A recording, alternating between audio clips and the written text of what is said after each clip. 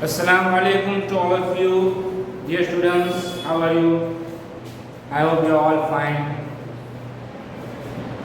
Today we are taking exclamatory sentence, the fourth kind of sentence in indirect speech. चौथा प्रकारનો આપણે વાક્ય પહેલા આપણે લીધું સ્ટેટમેન્ટ, સેકન્ડ લીધું ઇન્ટરોગેટિવ, ત્રીજું લીધું ઇમ્પરેટિવ, વિધાન વાક્ય, પ્રશ્નાર્થ વાક્ય, આજ્ઞાર્થ વાક્ય અને હવે આપણે લઈએ છીએ એક્સક્લેમેટરી સેન્ટેન્સ એટલે કે ઉદ્ગાર વાક્ય. પહેલે તો આ શબ્દ ક્યાંથી આવ્યો? એક્સક્લેમેટરી શબ્દ આવ્યો છે, એક વર્બ છે, ઇંગ્લિશના અંદર એક ક્રિયાપદ છે એક્સક્લેમ. એક્સક્લેમ કરવું मतलब કે ઉદ્ગાર કરવો. કોઈ જતા આપણે નહીં કહેતા ઓહો, વાવ, બ્યુટીફુલ, ખૂબ સુંદર, ખૂબ સરસ, કેવું સુંદર, કેવું સરસ. આપણે આ રીતે જે ઉદ્ગાર કાઢીએ છીએ, આશ્ચર્યનો ઉદ્ગાર હોય છે, એમાં દુઃખના પણ ઉદ્ગાર હોય છે, એના અંદર ખુશીના પણ ઉદ્ગાર હોય છે. તો અલગ અલગ પ્રકારના આપણે ઉદ્ગાર કાઢીએ છીએ. કોઈ આપણે ગેમ જીતી ગયા તો હુર્રે, આપણે હુર્રે કહીએ છીએ, તો એ પણ એક ઉદ્ગાર છે, ખુશીનો ઇઝહાર છે. તો જ્યારે ગમ, ખુશી, ધૃણા, આ બધાને જ્યારે આપણે ઉદ્ગાર કાઢીએ છીએ, ઇઝહાર કરીએ છીએ, ત્યારે આપણે એને એક્સક્લેમેટરી સેન્ટેન્સ અથવા એક્સક્લેમ કહીએ છીએ કે ભાઈ એને એક્સક્લેમ કર્યું. ખ્યાલ આવ્યો? તો એક્સક્લેમ ઉપરથી આ શબ્દ આવ્યો છે એક્સક્લેમેટરી એટલે કે ઉદ્ગાર વાક્ય. જેની નિશાની શું છે? ઊંધો પડેલો આય, જે બીજી એબીસીડી અંદર આય આવે છે એ ઉલટો થઈ ગયો છે, એની નિશાની છે. તો ઉદ્ગારની નિશાની તમને ખ્યાલ જ છે, પલ્લેટી નીચે ટપકો. ખ્યાલ? આ વાક્ય જ્યારે રિપોર્ટેડ સ્પીચમાં હોય, આગળ કંઈ હું લખેલું નહીં, આગળ તો આ બે ટપકા જશે અને પેરેગ્રાફ તમને આપેલો હશે. એક કન્વર્સેશન ટાઈપ એના સેન્ટેન્સીસ હશે કે જેના અંદર કોઈ વિધાન વાક્ય પણ હોઈ શકે, સ્ટેટમેન્ટ પણ હોઈ શકે, પ્રશ્નાર્થ પણ હોઈ શકે, આજ્ઞાર્થ પણ હોઈ શકે, લેટ્સ વાળા તમને વાક્ય બતાવ્યા, દરખાસ્ત વાક્ય એ પણ હોઈ શકે. તો એટલે આપણે દરેકને અલગ અલગ જુદી જુદી એટલે જુદા જુદા એના પાર્ટ્સ આપણે સમજીને આપણે કરીએ છીએ કે ભાઈ જ્યારે પ્રશ્નાર્થ હોય તો કઈ રીતે કરવું, તો એ આગળના વિડીયોમાં તમને બતાવ્યું હતું. દરખાસ્ત, પ્રપોઝલ જેને કહીએ આપણે, લેટ્સ વાળા વાક્યો, એના અંદર કઈ રીતે કયું વર્બ વાપરવું, કયું સંયોજક કંજક્શન વાપરવું એ આપણે બતાવ્યું. એવી રીતે આપણે આને પણ શીખીશું. The same way we are going to learn this. બરાબર ધ્યાન આપજો. Be attentive and pay attention. સૌથી પહેલા તો તમને હું એ શીખવાડીશ કે જે તમને હંમેશા શીખવાડતો આવ્યો છું. ભાઈ સાદા વાક્યનું સાદું શીખવાડ્યું નતું, જે ફર્સ્ટ આપણે જે લીધું સ્ટેટમેન્ટ. પણ પ્રશ્નાર્થ વાક્ય આવ્યું તો તમને શું કીધું હતું કે વાક્ય સાદું બનાવવાનું. તો એક પ્રશ્નાર્થમાં એ રીતનું છે કે તમારે વાક્યને સાદું બનાવવાનું એટલે કે વિધાન બનાવવાનું, એટલે કે કર્તાથી એને શરૂ કરવાનું, જે તમને પ્રશ્નાર્થમાં શીખવાડ્યું મેં, ઇન્ટરોગેટિવ સેન્ટેન્સીસ. એવી રીતે આના પણ અંદર તમારે શીખવાનું છે કે ઉદ્ગાર વાક્ય હોય તો તમારે એને પહેલે સાદું બનાવતા શીખવાનું છે. પછી તમારે જે ફેરફાર થતા હોય કે whatever changes you bring in, you have to bring it. તમારે શું કરવાનું? પહેલે આ જે વાક્ય તમે જુઓ કે આપણે ખ્યાલ પૂછે કે ભાઈ આ જે બે ટપકા છે એને આપણે શું સમજીએ છીએ? સેડ ટુ એટલે કે વર્બ છે. રિપોર્ટિંગ, મોહન આપણે અહીંયા છે આ, અહીંયા તમારે લતાને આપી દીધું છે જે લિસનર છે. બે ટપકા એ આરની રિપોર્ટિંગ વર્બ છે અને ઇન્વર્ટેડ કોમાના અંદર રહેલું આ જ વાક્ય છે એ આપણું આરએસ છે, રિપોર્ટેડ સ્પીચ. એટલે કે મોહન જે કથન કર્યું એ આ છે અને આ કથન કયા પ્રકારનું છે એ પ્રમાણે તમારે એને ડાયરેક્ટમાંથી ઇનડાયરેક્ટ કન્વર્ટ કરવાનું. આપણે જોઈએ તો મેં તમને કીધું એમ કે આને આપણે સાદું બનાવવાનું. સાદું કઈ રીતે બનશે? તમે અહીંયા ધોકો ના કાઢો પ્લીઝ, ડોન્ટ બી કન્ફ્યુઝડ. અહીં તમારા વોટથી વાક્ય શરૂ થયું છે. વોટથી વાક્ય શરૂ થયું છે એટલે આને તમે ક્વેશ્ચન ના સમજી લેજો. This is not question. કેમ કે ઉદ્ગાર વાક્ય એ વોટ અને હાઉ થી શરૂ થાય છે. મોસ્ટ ઓફ વાક્ય તમારે વોટ અને હાઉ થી શરૂ થાય છે. ઘણા ઉદ્ગાર વાક્ય બહુ શોર્ટ પણ હોય છે જેમાં વોટ અને હાઉ નથી હોતા, પણ તમારે વોટ અને હાઉ થી શરૂ થતા વાક્ય પૂછાય છે એટલું યાદ રાખો. અને વોટ અને હાઉ એ તમારે ક્વેશ્ચન સેન્ટેન્સમાં પણ પૂછાય છે. એટલે આને રખીને તમે આને ક્વેશ્ચન સેન્ટેન્સ ન સમજતા. એટલે નિશાની સમજી લેવાની કે નિશાની આ પાસે ક્વેશ્ચન માર્ક નથી એટલે કે આ ક્વેશ્ચન સેન્ટેન્સ નથી. માઇન્ડ વેલ આ યાદ રાખો. સૌથી પહેલા આ વસ્તુ યાદ રાખો. હવે આપણે આને let's make it simple statement અને આપણે સાદું બનાવીએ. તો સાદું બનાવવાની પહેલી રીત સૌથી પહેલા જે વોટ અને હાઉ હોય એને કાઢી નાખો. ચલો વોટ અને હાઉ આપણે એને ઓમિટ કર્યું. We have omitted what from the sentence. Omit કર્યા પછી કયું રહ્યું બાકી? જો વોટ નીકળી ગયું એટલે બાકી રહ્યું એ બ્યુટીફુલ. સમજો step by step. A beautiful picture it was. આ બાકી. વોટ ને કાઢી નાખ્યું તો હવે આપણે નિશાની પણ કાઢી નાખવાનું. શું જાય છે? આને પણ કાઢી નાખો અને ફૂલ સ્ટોપ કીધું નથી ગયા. ચલો આ બે વસ્તુ રહી. પહેલા શું કર્યું? First of all what we have done we have done that we have omitted first of all what. અહીંયા what છે તો what omit કર્યું and the sign of the sentence. નિશાનીની પૂછી. ત્યારબાદ આપણી પાસે જે રહ્યું the remaining sentence આપણી પાસે છે આ. હવે આની અંદર શું કરવાનું છે? Second step. This is first step.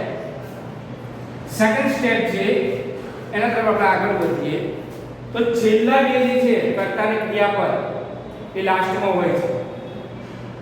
સમજી લેજો. અત્યારે તમને આ ઇનિશિયલ સ્ટેજ બતાવું છું. શરૂઆતનો આ એક સ્ટેજ કે જેના અંદર તમને છેલ્લે કર્તાની ક્રિયાપદ આપેલું છે. 12 સેન્ટેન્સના અંદર છેલ્લે કશું આપેલું હોતું નથી, તેમ છતાં તમારે સમજવાનું છે. પણ અત્યારે આપણે છેલ્લે અહીંયા કર્તા છે ઇટ અને ક્રિયાપદ છે was. સહાયકારી ક્રિયાપદ છે. આ બેને આગળ લઈ જવાનું. બીજું સ્ટેજ તો એ આપણે ઇટ આગળ આવે તો કોઈ પણ અહીંયા આપણે ઇટને આપણે આગળ લઈ લઈએ. અત્યારે ઇટ was જે સેન્ટેન્સના અંદર કર્તા ક્રિયાપદ આપેલા હોય એને આગળ લઈ લેવાનું. It was a beautiful picture. ચલો આ વાક્ય બન્યું. હવે આ વાક્ય બન્યું. Now it has become a meaningful sentence. બાકી કોઈ એમ બોલે આ beautiful sentence it was તો એમ કે જા ઘેર જા ઇંગ્લિશ બરોબર શીખીને આય. ખ્યાલ આવ્યો? એવું ન બોલાય ને. કાં તો પછી બોલો what a beautiful sentence, what a beautiful picture it is, it was, it is, જે બી બોલો. જે કન્સ્ટ્રક્શન હોય એ પ્રમાણે બોલો. પણ આ રીતે ઝિગઝેગ અને જમ્બલ ન બોલાય. તો એને આપણે પહેલા એને મઠાડવું પડે થોડું. તો મઠાડ્યું આપણે કે it was a beautiful picture. ત્યારબાદ હવે આપણે શું કરવાનું છે એ જોઈએ. ત્રીજું સ્ટેપ બહુ નાનું છે. અહીંયા આપણે it પણ રહેવા દઈશું, was પણ રહેવા દઈશું, એ આર્ટિકલ એ પણ રહેવા દઈશું અને એક શબ્દ ઉમેરીશું. એ શબ્દ છે વેરી. શું ઉમેરીશું? વેરી. તો હવે વાક્ય આપણું થશે it was a very beautiful picture.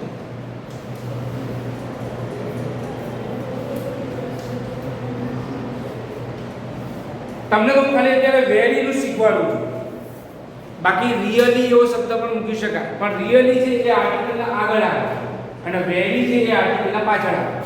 હું રિયલી ઉદાહરણ હશે it was really a beautiful picture. તો હવે એની સવાલ એ આવશે કે તમે અહીંયા જો વેરી મૂકો છો તો વી જે છે એ કોન્સોનન્ટ છે, વ્યંજન છે, એટલે અ મૂકો. ખ્યાલ આવ્યો? આર્ટિકલ આર્ટિકલ એ. પણ રિયલી મૂકો ત્યારે ધ્યાન આપવું પડે કે ઇટ વોઝ રિયલી અને પાછળ તમે સમજો કે ઇન્ટરેસ્ટિંગ પિક્ચર એવું હોય તો પછી it was really an interesting picture એવું થયું. એન મૂકવો પડે આર્ટિકલ. તો આર્ટિકલના નિયમ તો તમને ખ્યાલ છે કે જેના આગળ તમે મૂકો તો એ ઈ આઈ ઓ યુ અથવા તો ગુજરાતી ઉચ્ચાર અ આ ઈ ઓ એ તમારે જોઈએ. એ તમે શીખવાડવું જોઈએ. બરોબર? તો અહીંયા આપણે થર્ડ સ્ટેપ થયું it was a very beautiful picture. આ આપણું વાક્ય ફાઇનલી હજુ સાદું વાક્ય બન્યું. હજુ ઇનડાયરેક્ટ નથી ફેરવાયું. હજુ ઇનડાયરેક્ટમાં ફેરવાયું નથી. હવે આપણે ઇનડાયરેક્ટમાં ફેરવવાનું છે. તો ઇનડાયરેક્ટમાં ફેરવવા માટે આ સૂત્ર ખાસ ધ્યાન આપવાનું, જ્યારે તમારે ઉદ્ગાર વાક્ય હોય ત્યારે એક તો આ એના વચ્ચે તમારે મૂકવાનું છે એક્સક્લેમ ટુ. શું મૂકવાનું છે? Exclaimed to. આ તમારે આરવી તરીકે લેવાનું છે. જેમ પ્રશ્નાર્થમાં તમે આસ્ક કરો છો એમ તમારે અહીંયા એક્સક્લેમ ટુ લેવાનું છે. કોને? તો કે એન લિસનર. અને પછી તમારે વાક્ય ધેટ વડે જોડવાનું છે.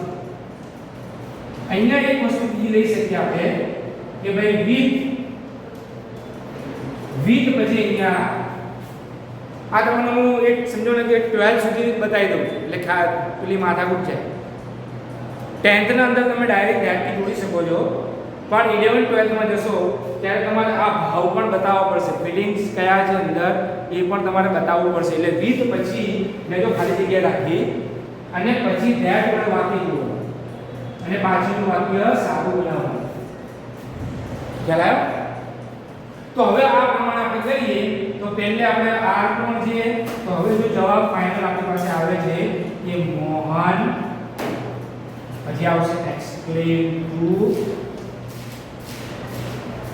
કોણ, એટલે એલ કોણ છે લતા, પછી શું આવ્યું વિથ. હવે તમે એક શું કહે છે what a beautiful picture it was. તમને શું લાગે છે? શું કરે? તારીફ કરે, પ્રશંસા કરે છે, એપ્રિશિએશન કરે છે. તો ભાવ કયો છે અહીંયા? એપ્રિશિએશનનો. હા, કદાચ તમે અહીંયા જોઈ લો તો પણ ચાલે, ખુશ થઈને. ખ્યાલ આવ્યો? પણ એ તમે સેડ ના લખી શકો. થોડું પેલું જોય અને એપ્રિશિએશન એ ચાલી જાય, એન્થુસિયાઝમ પણ ચાલી જાય, ઉત્સાહમાં કહે છે.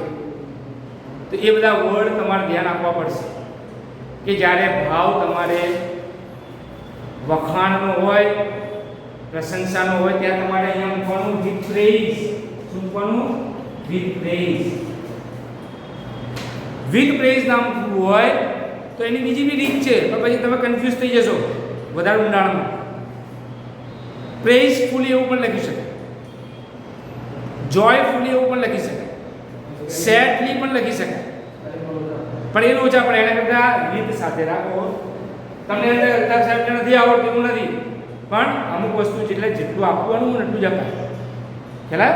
વધારે ખાવ તો પેટમાં અપચો થઈ જાય. તો વિથ પ્રેઇઝ આપણે રાખીએ. એપ્રિસિએશનનો સ્પેલિંગ પાછો ખૂબ લાંબો થઈ જશે. તો વિથ પ્રેઇઝ પછી મેં શું કીધું? ધેટ મૂકવાનું. અને ઓલરેડી આપણે સાદું વાક્ય બનાવી નાખ્યું. જો તો it was a very beautiful picture, પણ અહીંયા આગળ તમારે ફેરફાર કરવાનો. તો ઇટમાં ફેરફાર ન થાય, પણ વોઝનું શું થશે? હેડ બીન. ઇટ હેડ બીન થશે. અને પછી આ વેરી બ્યુટીફુલ પિક્ચર.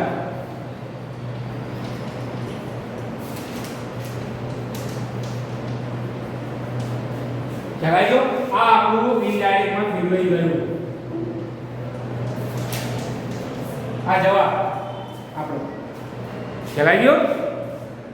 15 મિનિટનો વિડિયો તો તમને આટલું સમજાવું, પણ હવે આગળ તમે